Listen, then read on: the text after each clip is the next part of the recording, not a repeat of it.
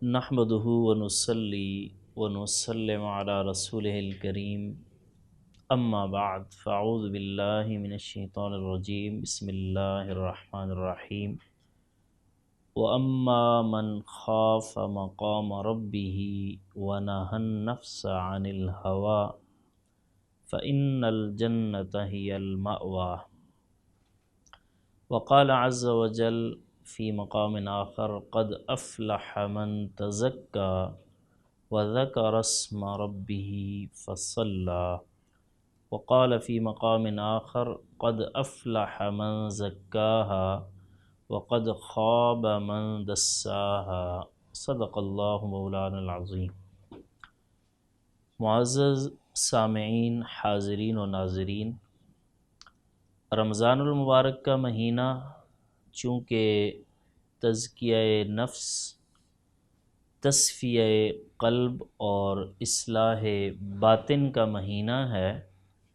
اسی مناسبت سے ہم ایک اہم ترین موضوع تزکیہ نفس اور خواہش نفس سے بچنے اور خواہش نفس کی مخالفت کرنے کے موضوع پر آج بات کر رہے ہیں۔ قرآن، احادیث، آثار صحابہ اور اسوہ صالحین میں ہمیں یہ بات تفصیل سے ملتی ہے کہ جب تک انسان کے نفس کا تزکیہ نہ ہو جائے، جب تک انسان کے نفس کی جو خواہشات ہیں، انسان ان خواہشات کو کراس کر کے، عبور کر کے آگے نہ گزر جائے، اس وقت تک اسے اللہ تعالیٰ کی معرفت، اللہ تعالیٰ کا قرب حاصل نہیں ہو سکتا، اور اس کے لیے حجابات نہیں ہٹائے جا سکتے۔ اللہ تعالیٰ نے ارشاد فرمایا قد افلح من تزکا، کہ یقیناً کامیاب ہو گیا وہ شخص جس نے اپنے نفس کو، اپنے آپ کو پاک کیا، وذکر اسم ربہ، اور اپنے رب کا نام لیا، اپنے رب کو یاد کیا، فصلی، اور نماز پڑھی۔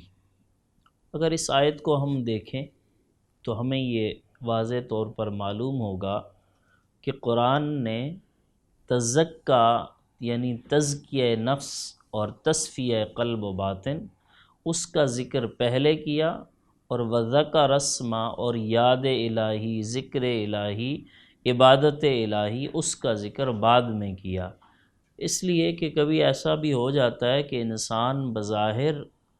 عبادت اللہ کی کر رہا ہوتا ہے، مگر تصفیہ اور تزکیہ کی منازل طے کیے بغیر جب کبھی انسان عبادت کرتا ہے تو کبھی کبھار ایسا ہوتا ہے کہ اس کا نفس اور ساتھ شیطان مل کر اسے ریا میں مبتلا کر دیتے ہیں،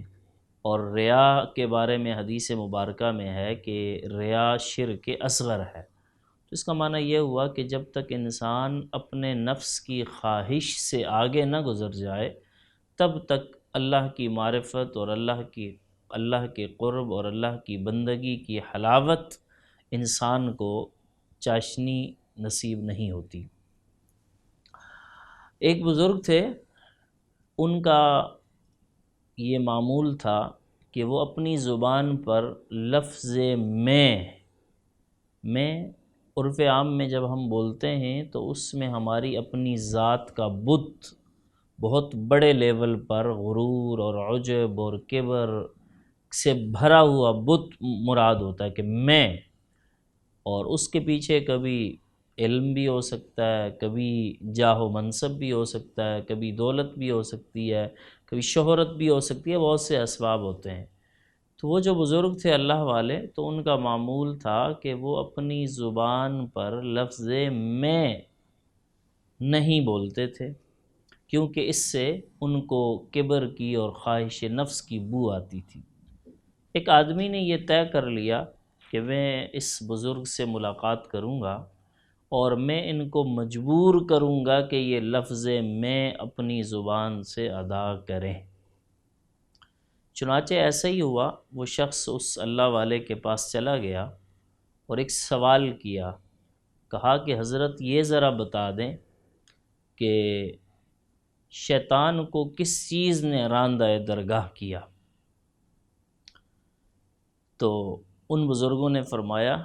کہ اچھا ٹھیک ہے، تمہارا سوال سن لیا ہے، تھوڑی دیر صبر کرو، نماز کا وقت ہوتا ہے، نماز کے بعد تمہارے سوال کا جواب دیتے ہیں۔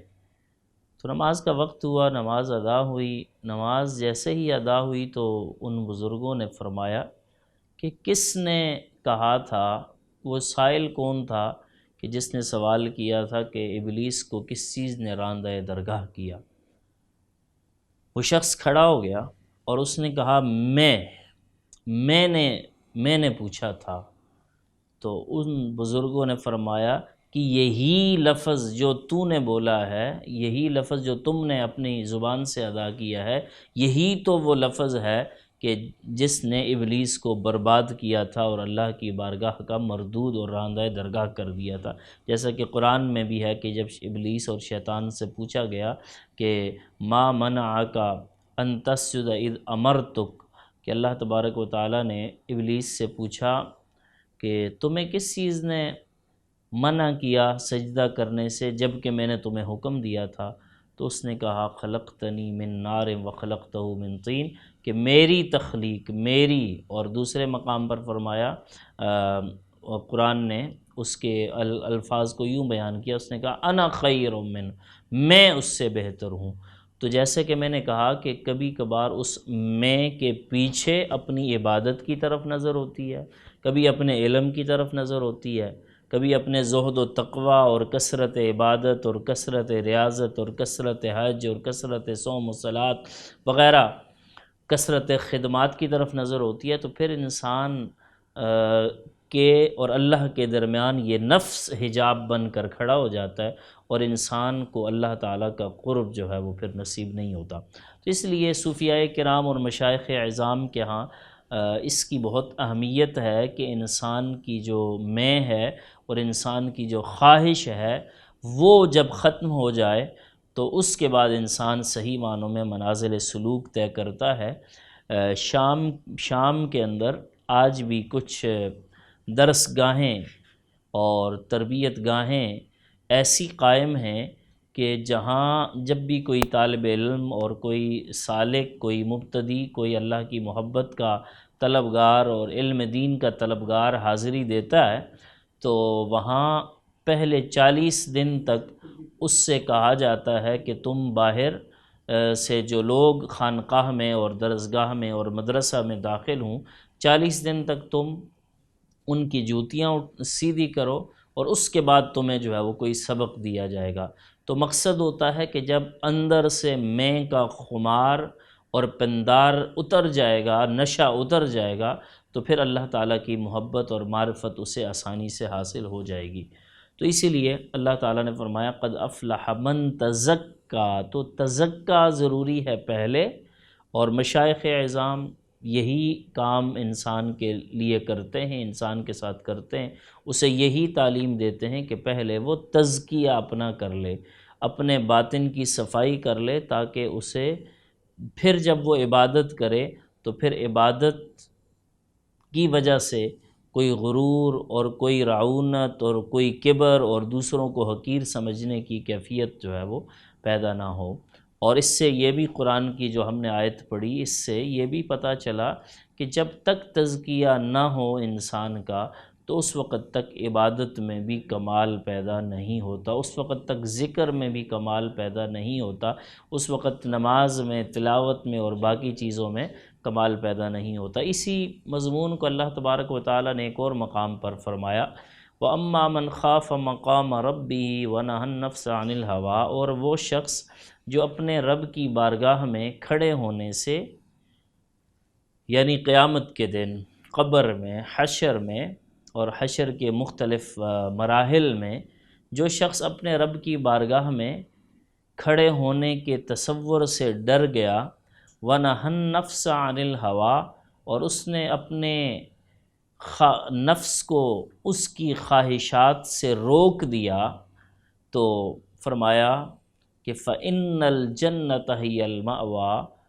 تو پھر جنت ہی اس کا ٹھکانہ ہوگا۔ تو معنی یہ ہوا کہ جنت میں جانے کے لیے دو چیزیں بیان کی کہ اپنے رب کا ایک تو بندے کو خوف ہونا چاہیے، اور دوسرا خواہشات سے انسان کو بچنا چاہیے۔ یہاں تھوڑا سا یہ سمجھنا ضروری ہے کہ خواہشات انسان کی دو طرح کی ہوتی ہیں۔ ایک جائز خواہشات ہوتی ہیں جن کو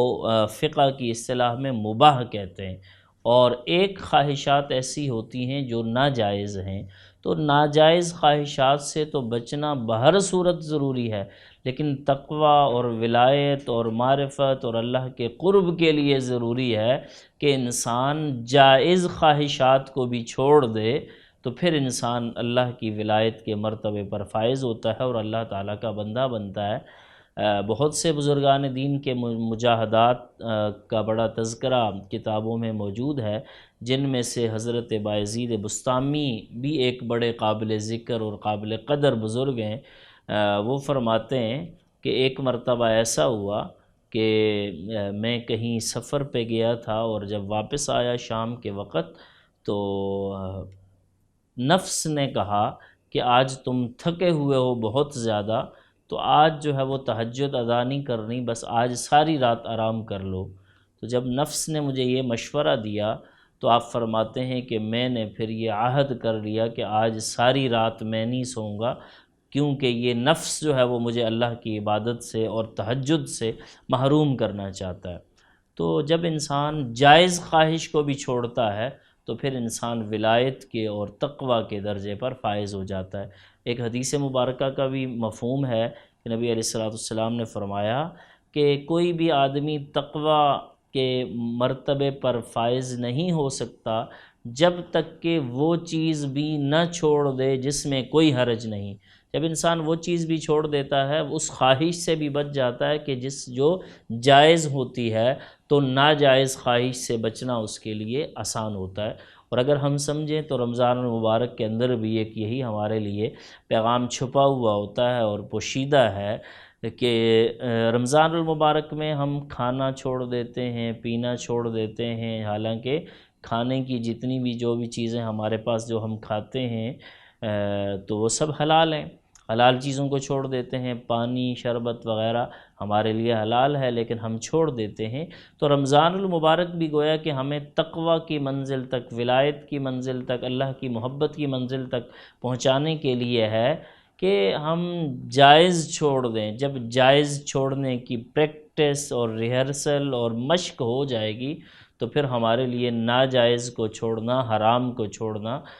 بہت آسان ہوگا۔ تو اس لیے نبی علیہ السلام نے فرمایا کہ کوئی بھی آدمی تقوی کی منزل تک اس وقت تک نہیں پہنچ سکتا جب تک کہ وہ چیز بھی نہ چھوڑ دے کہ جو جائز ہو، جس میں کوئی حرج نہ ہو،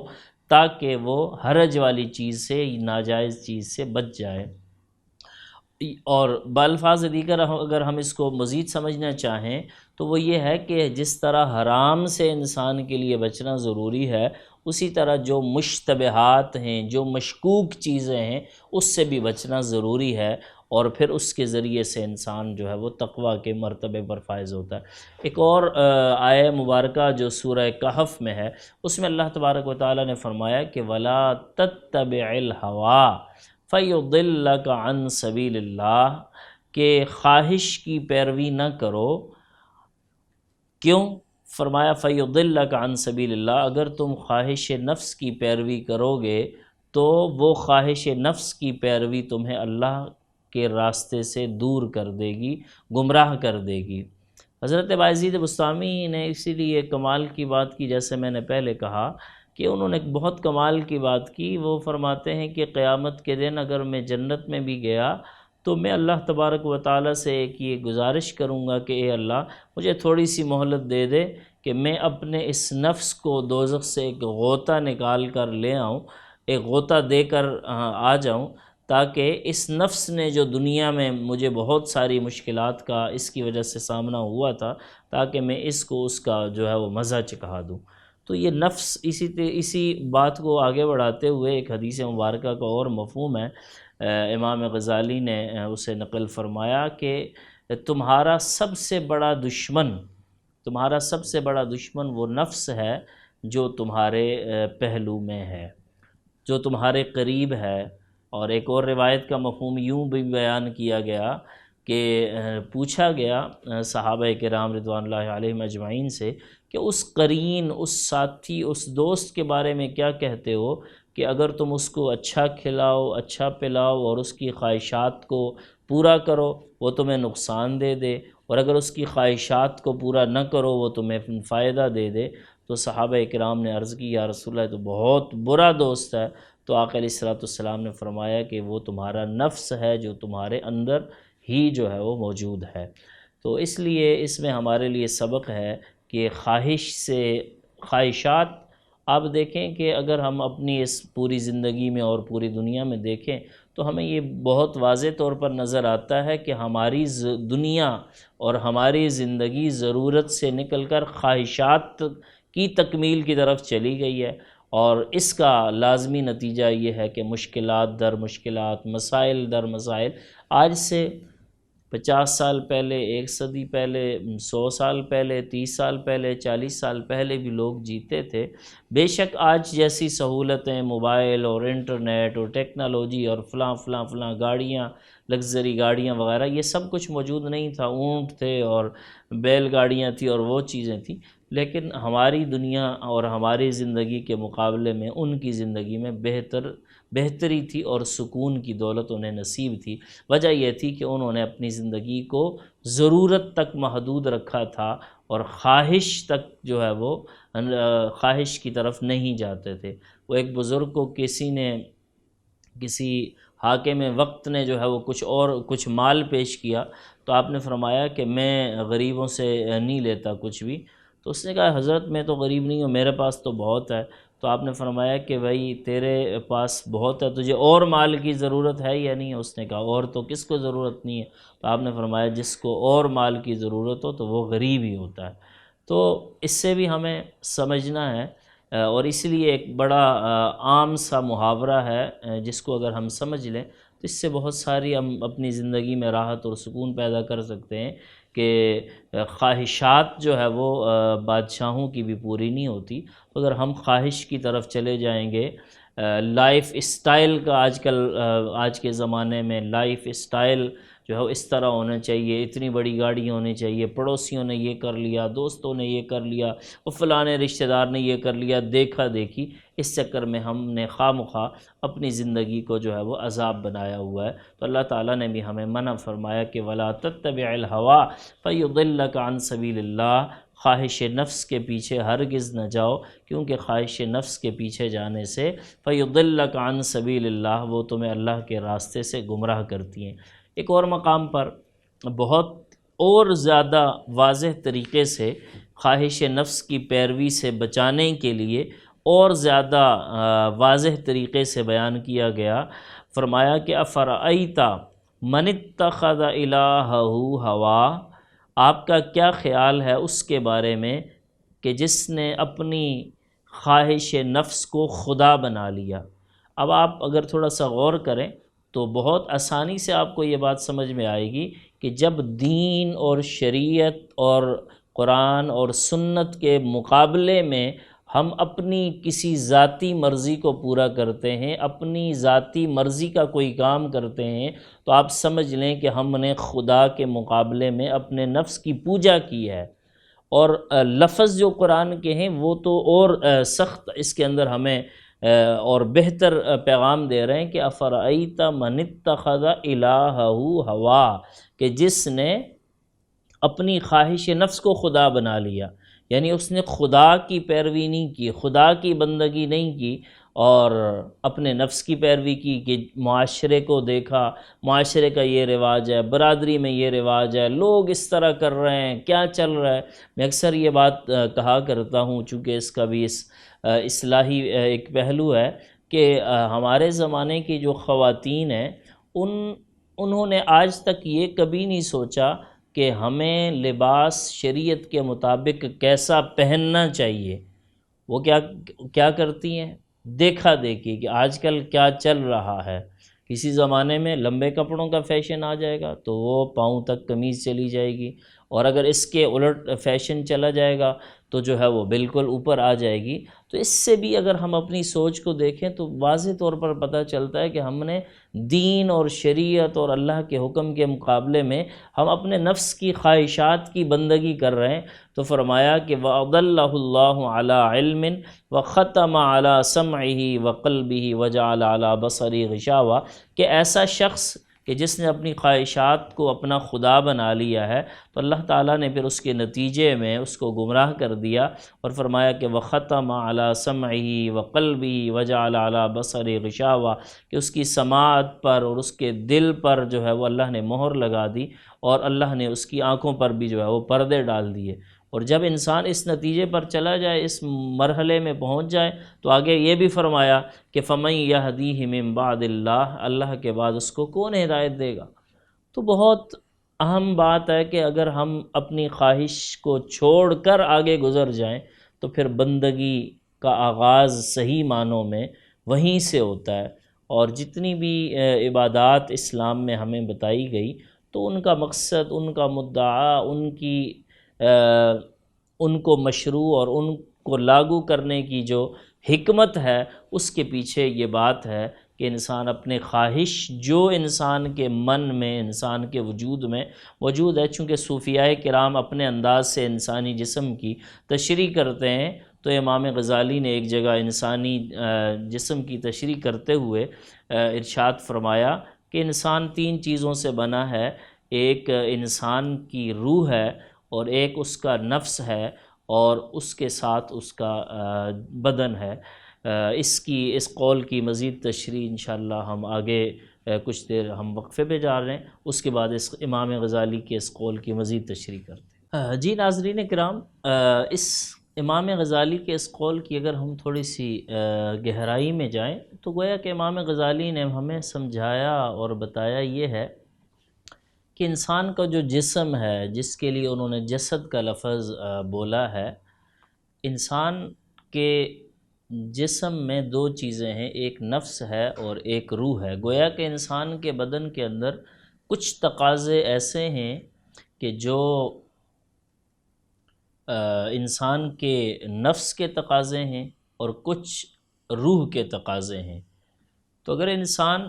روح کے تقاضوں کو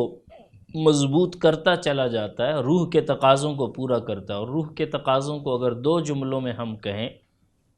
اللہ اور اس کے رسول صلی اللہ علیہ وسلم کے احکام کی مکمل اطاعت روح کے تقاضے ہیں، ذکر و فکر، اللہ کی یاد میں رونا، اللہ سے ڈرنا، اللہ کا خوف، اللہ کی بندگی، ذکر و فکر، گریہ وزاری کرنا، اللہ کے گھر کے چکر لگانا، طواف کرنا، اللہ کے گھر کی زیارت کرنا، تلاوت کرنا، علم دین پڑھنا، پڑھانا، اللہ کے کلام کی تفسیر بیان کرنا، سننا، سنانا، اللہ کی مخلوق کی خدمت کرنا، یہ سارے کے سارے تقاضے انسان کے اندر ہیں اور انسان کی روح کے تقاضے ہیں۔ اور دوسری طرف جن کو ہم سفلی خواہشات کہتے ہیں، وہ سب نفس کے تقاضے ہیں، غصہ، دوسروں سے نفرت کرنا، جھگڑا کرنا، اور اپنے آپ کو، جو میں نے ابتدا میں بات کی کہ اپنے آپ کو کوئی چیز سمجھنا، اور عجب اور کبر اور اس طرح کے اپنے آپ کو سمجھنا، اور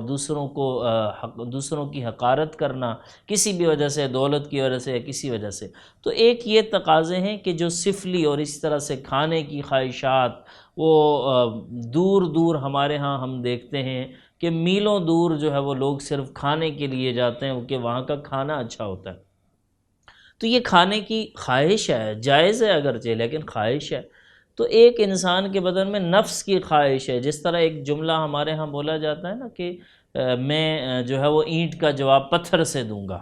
تو یہ خواہش نفس ہے۔ اللہ تعالیٰ نے تو ہمیں یہ نہیں فرمایا اینٹ کا جواب پتھر سے دے دو، زیادہ سے زیادہ اتنی اجازت دی ہے کہ وَإِنْ عَاقَبْتُمْ فَعَاقِبُوا بِمِثْلِ مَا عُوقِبْتُمْ بِهِ، کہ جتنا کسی نے آپ کو سزا دی ہے، جتنا کسی نے آپ کو پریشان کیا ہے، تو بس آپ اگر اتنا بدلہ اس سے چاہو، لینا چاہو تو لے لو، لیکن آگے ساتھ میں یہ بھی فرما دیا کہ وَلَئِنْ صَبَرْتُمْ لَهُوَ خَيْرٌ لِلصَّابِرِينَ، اگر تم صبر کرو تو یہ صابرین کے لیے بہتر ہے۔ تو اب اس تناظر میں اگر ہم غور کر لیں تو یہ نفس کے جب تقاضے ہم پورے کرتے ہیں تو پھر ہم جو ہے وہ اسفل سافلین کی طرف جاتے ہیں، اور اگر ہم روح کے تقاضے ہمارے بدن کے اندر پورے ہونے لگتے ہیں تو پھر ہم اعلیٰ علیین کی طرف جاتے ہیں۔ تو اسی لیے جو آخرت کی منازل میں سے بتایا گیا قرآن میں سورہ مطففین میں کہ کلا ان کتاب الابرار لفی علیین، کہ نیکوں کا نامہ اعمال علیین میں ہوگا۔ تو علیین کی طرف جو عروج انسان کرتا ہے وہ دنیا سے ہی کرتا ہے، اس کے اعمال، اس کے افعال، اس کا اخلاق یہ بتاتا ہے کہ اس کو علیین کی طرف کیسے جانا ہے۔ اور اگر خواہشات نفس کے پیچھے انسان جا رہا ہو تو پھر وہ کلا ان کتاب الفجار لفی سجین، تو پھر اس کا جو نامہ اعمال اور اس کا جو حشر اور اس کا جو معاملہ سجین میں ہوتا ہے۔ تو خواہش نفس اتنی خطرناک چیز ہے انسان کے لیے، خواہش نفس کی پیروی۔ اور اگر آج ہم دیکھیں کہ دنیا میں جو ہے وہ جھگڑے اور بہت ساری چیزیں، بہت سارے لوگ جو اسلام کو بحیثیت دین حق نہیں سمجھتے، اگر آپ ان پر بھی تحقیق کر لیں تو وہ وہاں بھی کوئی یہی خواہش نفس کی بات ہی ملے گی۔ مثلا اگر ہم ابو جہل اور ابو لہب کے بارے میں پڑھتے ہیں تاریخ میں تو ہمیں یہی پتہ چلتا ہے کہ وہ ان کو تھا کہ بھئی ہمارے آباء و اجداد کا دین اس طرح تھا، ہم سردار ہیں، تو یہ جو ہے وہ نبی علیہ السلام کے لیے ان کے خیالات تھے کہ بھئی یہ کہاں سے ایک نیا دین لے کر آ گئے۔ تو پورے اس کے اندر آپ کو نظر آئے گا کہ خواہش اتنی بڑی دشمن ہے انسان کی کہ اس سے بڑا انسان کے لیے دشمن کوئی نہیں۔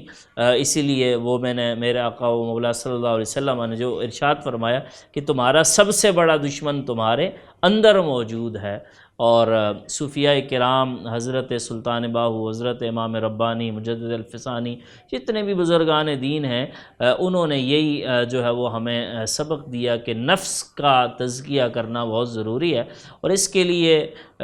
جو نفس کا تزکیہ اور خواہشات نفس سے نکلنے کا جو طریقہ ہے، اس کے لیے ضروری ہے کہ انسان ایسے لوگوں کی صحبت میں اور ایسے لوگوں کی سنگت میں بیٹھے کہ جو اس مرحلے سے گزر چکے ہوں۔ آپ دیکھیں، اور یہ تقریروں سے نہیں ہو سکتا، یہ کتابیں پڑھنے سے بھی نہیں ہو سکتا۔ ہاں، فائدہ ضرور ہوتا ہے، تقریر سے بھی فائدہ ہوتا ہے، کتاب پڑھنے سے بھی فائدہ ہوتا ہے، کوئی چیز سننے سے بھی فائدہ ہوتا ہے، لیکن صحیح معنوں میں اس کا فائدہ تب ہی ہوتا ہے کہ جب انسان ایسے لوگوں کی مجلس میں بیٹھے کہ جو ان مراحل سے گزر چکے ہوں۔ مثلا اگر آپ کو سمجھانا چاہوں تو یوں سمجھا سکتا ہوں کہ ایک کیمسٹری یا ایک فزکس کا جو ٹیچر ہوتا ہے، وہ ایک زمانہ اس نے کتابیں پڑھایا، اس کے اندر گویا کہ فزکس اس کی روح اس کے بدن کے اندر اس طرح اس کے دماغ میں اور اس کی سوچ میں، افکار میں، خیالات میں اس طرح اس پر حاوی ہو چکی ہوتی ہے کہ وہ فزکس کے بارے میں چند منٹ کا اگر لیکچر دیتا ہے اور اس کے مقابلے میں ایک آدمی بہت جو فزکس کا ماہر اور ماسٹر نہیں ہے، وہ بہت ساری اگر کتابیں پڑھتا ہے تو اس کی معلومات اس سطح پر نہیں ہو سکتی کہ جس سطح پر وہ جو بندہ پہلے اس سارے ان مراحل سے گزر چکا ہے۔ تو اس کو ہم جدید اپنے تصوف کی اصطلاح میں صحبت شیخ کہتے ہیں۔ تو حضرت امام خواجہ بہاؤالدین شاہ نقشبند رحمۃ اللہ علیہ نے بھی یہی فرمایا کہ اس کا بہترین طریقہ یہ ہے کہ انسان اپنے لیے مرشد کامل تلاش کرے اور اس مرشد کامل کی صحبت میں بیٹھ کر انسان ان مراحل کو طے کرے۔ ہمارے بھی مشائخ ہیں، بزرگ ہیں، تو ہم وہاں دیکھتے ہیں یہی سارے اہتمام وہاں ہوتے ہیں کہ سب سے پہلے انسان کی جو اکڑ اور غرور اور میں اور ان ساری چیزوں کو برابر کیا جاتا ہے، اور اس کے بعد جو ہے وہ پھر ذکر اور فکر اور مراقبہ اور مجاہدہ اور وہ باقی سارے راستے پر لگایا جاتا ہے۔ تو اس زمانے میں ویسے بھی اگر ہم غور کریں، فتنوں کا زمانہ ہے، اور خاص کر حالیہ بھی 1-2 مہینے سے جو صورتحال چل رہی ہے، اس پورے تناظر میں اگر ہم دیکھیں تو ایمان کو بچانے کے لیے بھی ایک ہی راستہ ہے، وہ ہے کہ اللہ کے جو کامل لوگ ہیں، سچ مچ کامل ہیں، جو ان مراحل سے گزر چکے ہیں، جن کی صحبت نے ہزاروں لاکھوں لوگوں کے اندر ایک تبدیلی اور ایک انقلاب پیدا کیا۔ اب یاد رکھیں، یہاں پر میں یہ ضرور کہنا چاہوں گا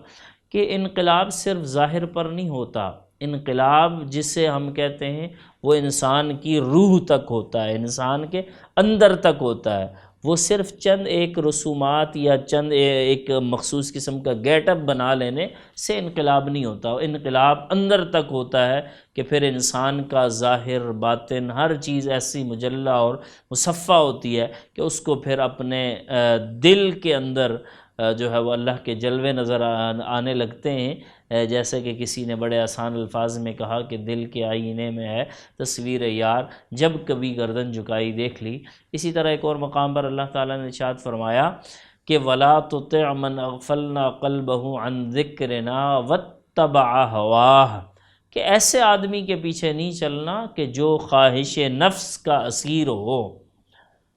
اس زمانے میں یہ بڑا پرابلم اور بڑا مسئلہ رہتا ہے کہ جی مرشد کامل، شیخ کامل کیسا ہونا چاہیے؟ تو اس آیت کو ہی دیکھ لیں، اس کے اندر دو چیزیں بیان کی ہیں۔ اللہ تبارک و تعالیٰ نے فرمایا کہ وَلَا تُطِعْ مَنْ أَغْفَلْنَا قَلْبَهُ عَنْ ذِكْرِنَا، کہ جس کا قلب خود ہماری یاد سے غافل ہے، تو جس کا اپنا ہی قلب غافل ہے تو وہ آپ کو اللہ کی یاد تک کیسے پہنچائے گا؟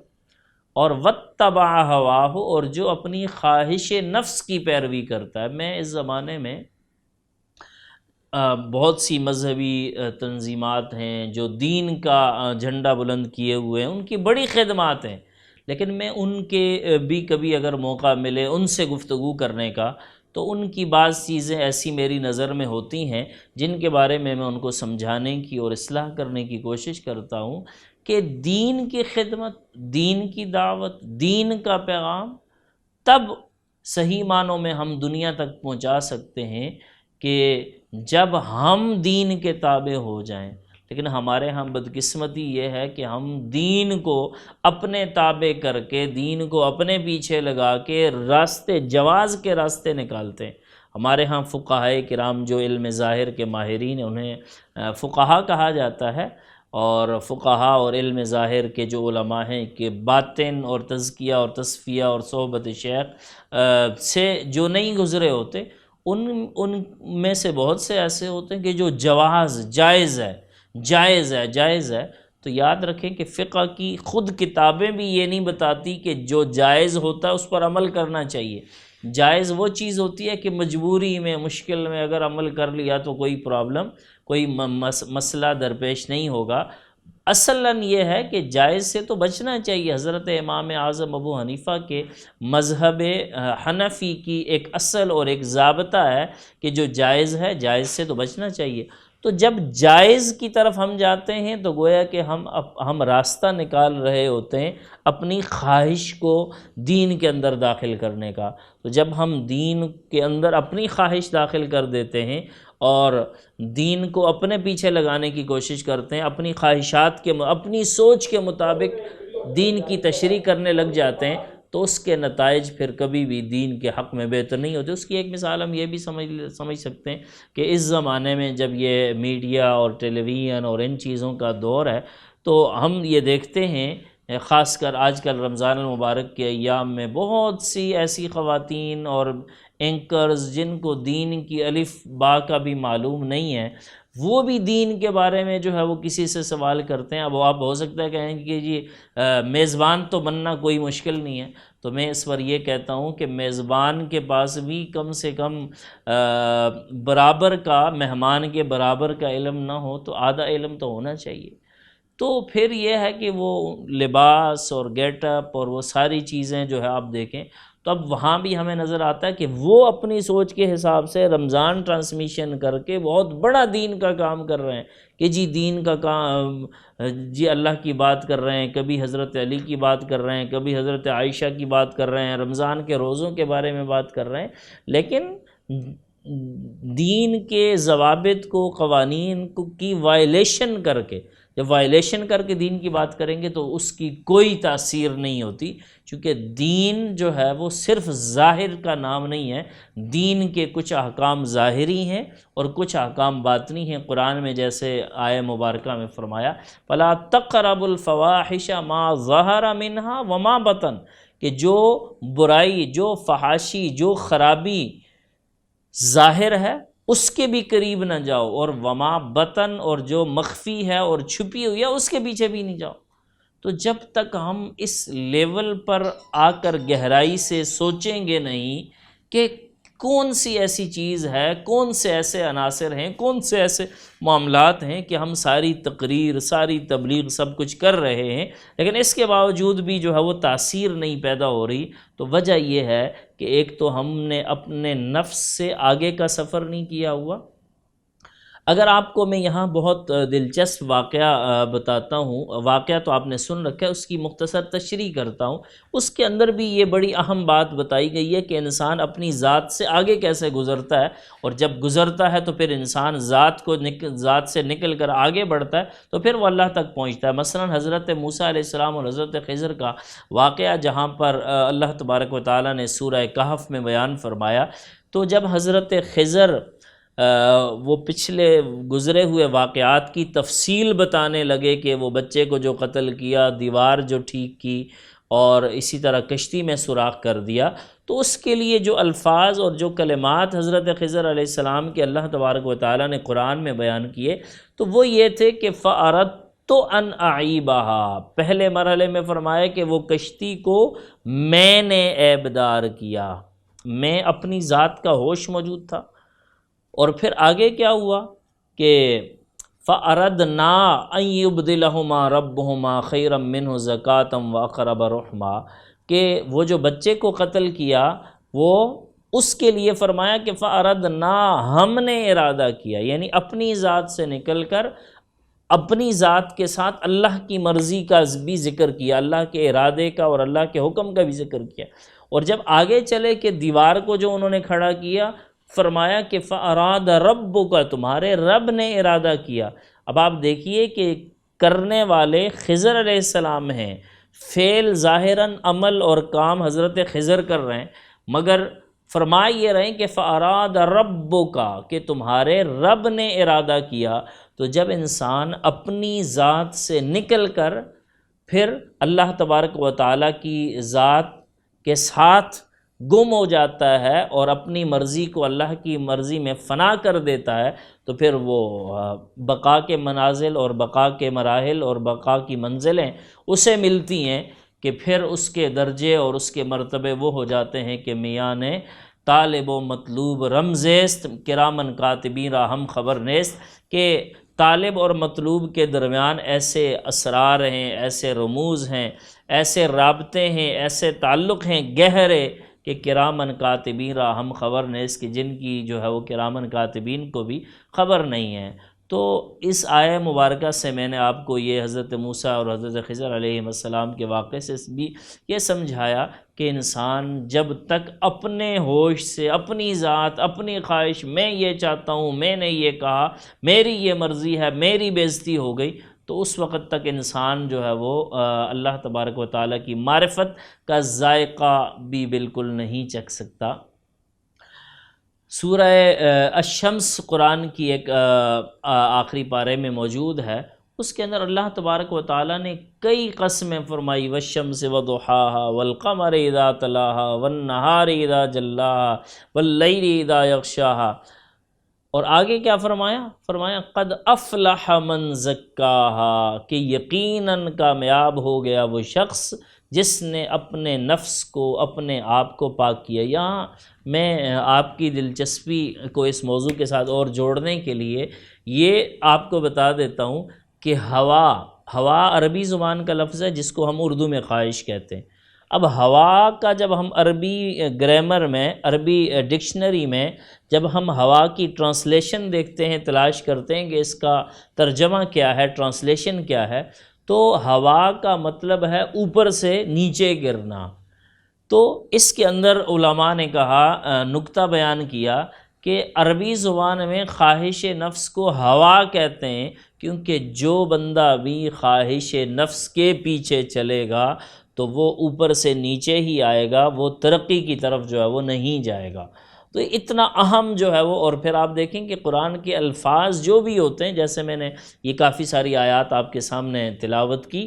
مختصر تشریح کے ساتھ، تو آپ دیکھیں کہ ہوا کا لفظ آیا ہے، تو ہوا اوپر سے نیچے گرنا، تو انسان کو جب اوپر عروج چاہیے، اللہ تعالیٰ کے راستے پر چلنے کا ایک ذوق چاہیے، مزاج چاہیے، طبیعت چاہیے، تو پھر اس کو خواہش نفس کے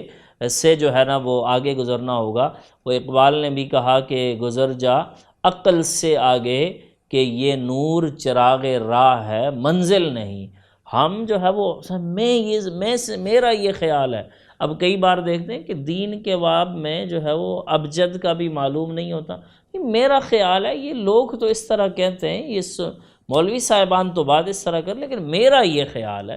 تو دین میں بھئی میرے خیال کی تو جو ہے نا وہ کسی کو بھی، مولوی صاحب کو بھی گنجائش نہیں ہے کہ وہ میرا خیال بتائیں، دین تو وہی بتانا پڑے گا کہ جو دین کی تعبیر اور تشریح کرنے والے لوگوں نے جو بتا دیا، اور اب ہم نے اس پیغام کو آگے پہنچانا ہے۔ تو ان بھی چیزوں میں چھوٹی چھوٹی، یہ میں نے بہت کامن سینس اور روزمرہ کے جو معاملات ہیں اس میں مثالوں سے آپ کو سمجھایا کہ جب ہم ان خواہشات سے آگے نکل جاتے ہیں، انسفلی خواہشات سے آگے نکل جاتے ہیں، تو ہم ایک اچھے انسان بن جاتے ہیں، ہم لوگوں کے لیے مفید بن جاتے ہیں۔ اور انسان کو، اور خاصتاً مسلمان کو، لوگوں کے لیے مفید بننا یہ بھی بہت ضروری ہے کہ نبی علیہ السلام نے فرمایا کہ خیر الناس انفعہم للناس، کہ بہترین لوگوں میں سے بہترین انسان وہ ہے کہ جو لوگوں کے لیے بہتر ہے، جو دوسروں کے لیے بہتر ہے۔ اور ایک اور مقام پر سورۃ الرعد میں فرمایا وَأَمَّا مَا يَنفَعُ النَّاسَ فَيَمْكُثُ فِي الْأَرْضِ، کہ جو دوسروں کو فائدہ پہنچاتا ہے تو اس کا ذکر، اس کی برکت، اس کی خیر، اس کا ذکر خیر، اس کا لوگوں کی زبانوں پر چرچا، اس کا لوگوں کے دلوں میں اس کی محبت جو ہے وہ فَيَمْكُثُ فِي الْأَرْضِ، وہ تو دیر پا ہوتی ہے، وہ عرصے تک رہتی ہے۔ تو اس سے بھی یہ بھی پتہ چلا کہ ایک چھوٹے سے کام کے لیے بھی ہمیں اس چیز کی ضرورت ہے کہ ہم اپنی ذات اور اپنی، اچھا ایک اور میں آپ کو اور آسان سمجھاتا ہوں کہ جب انسان اپنی ذات کا اسیر ہو جاتا ہے نا، تو پھر اس کے لیے اپنا مفاد ہی سب کچھ ہوتا ہے۔ پھر وہ نہ بھائی دیکھتا ہے، نہ پڑوس دیکھتا ہے، نہ ماں دیکھتا ہے، نہ مقدس رشتے دیکھتا ہے، اس کے لیے اپنی ذات، اپنا آپ سب کچھ ہو جاتا ہے۔ تو آپ دیکھیں کہ جب کوئی انسان اس مرحلے پر اور اس کیفیت میں مبتلا ہو جائے اور اس طرح کا بن جائے کہ جس کو کسی چیز کی فکر ہی نہ ہو، تو آپ دیکھیں کہ وہ کتنا معاشرے کے لیے ضرر رساں انسان ہوتا ہے۔ تو اگر ہم بھی دین کے معاملات میں، شریعت کے معاملات میں اپنی مرضی چھوڑ کر اللہ اور اس کے رسول صلی اللہ علیہ وسلم کی مرضی کو نہیں اپنائیں گے اور اتباع نہیں کریں گے، تو پھر آپ دیکھیں کہ ہم اپنے آپ کو تو سمجھ رہے ہوں گے کہ ہم بڑے اچھے مسلمان ہیں، کیونکہ ہمارے ہاں ہر آدمی کہتا ہے جی الحمدللہ میں بھی جو ہے وہ مسلمان ہوں، اسلام کا کسی نے ٹھیکہ نہیں لیا، اور بہت ساری باتیں لوگ کرتے ہیں۔ تو خالی کہنے سے نہیں ہوتا کہ آپ جو ہے وہ، آپ کو اپنے مسلمانی کو بیان کرنے کی کیا ضرورت ہے، آپ اتنے اچھے مسلمان ہو جائیں کہ قرآن کے آئینے میں آپ کے جو ہے وہ آپ کا تذکرہ ہونے لگ جائے کہ وَعِبَادُ الرَّحْمَنِ الَّذِينَ يَمْشُونَ عَلَى الْأَرْضِ هَوْنًا۔ اس سورہ فرقان کے آخر تک، اگلی آیات تک جو اللہ نے اپنے بندوں کی نشانیاں بیان کی، آپ ان پر کیوں نہیں اترتے؟ لَقَدْ أَنزَلْنَا إِلَيْكُمْ كِتَابًا فِيهِ ذِكْرُكُمْ، اللہ نے فرمایا کہ ہم نے تمہاری طرف ایک کتاب اتاری ہے کہ اس میں تمہارا ذکر ہے۔ تو ہم قرآن کے آئینے میں ہمارا ایمان اور ہمارا اسلام تو اتنا اونچا نظر آنا چاہیے کہ دنیا کے لیے بھی ہم ایک آئیڈیل بن جائیں ہیں، ہم ایک مثال بنیں۔ تو ہم اتنے کمزور مسلمان کیوں بنتے کہ ہمیں کہنا پڑتا ہے جی الحمدللہ میں بھی مسلمان ہوں۔ تو اس کے اندر بھی جو ہے نا، جب ہم اپنی مسلمانی کو بھی بیان کرتے ہیں تو اس کے اندر بھی میں پر زیادہ زور ہوتا ہے اور مسلمانی پر تھوڑا کم زور ہوتا ہے۔ تو یہ سارا معاملہ ہے کہ ہمیں اس چیز سے اپنے آپ کو نکالنا چاہیے۔ اور میں نے بہت سادہ سے الفاظ اور انداز میں آپ کو یہ سمجھانے کی کوشش کیجئے گا کہ اگر ایک بار اس میں سے کچھ باتیں آپ کے دماغ میں اور دل میں اور روح تک جو ہے وہ اپلائی نہ کریں، نہ پہنچیں، تو ایک آدھ دفعہ پھر اس کو، میری ان باتوں کو سنیے گا، سمجھیے گا اور دل میں اور دماغ میں اتارنے کی کوشش کیجئے گا، کیونکہ یہ رمضان المبارک کے لمحات ہیں۔ اس میں انسان چونکہ شیطان بھی بند ہے اور نفس پر کچھ قابو ہے روزے کی وجہ سے اور صلاۃ و صیام کی وجہ سے، قیام کی وجہ سے، لیلۃ القدر کی وجہ سے، تو اس وقت اس کے جو انوار و تجلیات آپ کو ملیں گے وہ عام کسی وقت کے مقابلے میں بہت زیادہ ہوں گے۔ وآخر دعوانا ان الحمد للہ رب العالمین۔